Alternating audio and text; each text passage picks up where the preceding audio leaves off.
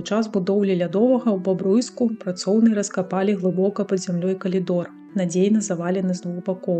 Мяркуецца, што калідор мог быць часткай падземнага сховішча манахаў, у якім захоўваліся вялікія багацці, і які, згодна з легендай, апісаў навуковец Марцін Пачобут Адляніцкі.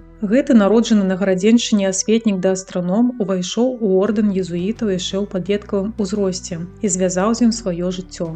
Ён працаваў у Вільні, але неяк завітаў па справах да братоў монахаў у Бабруйск, дзе як вучоны быў найперш уражаны высокім узроўнем адукацыі да тэхнічнага аздаблення навучальных класаў і майстэрняў.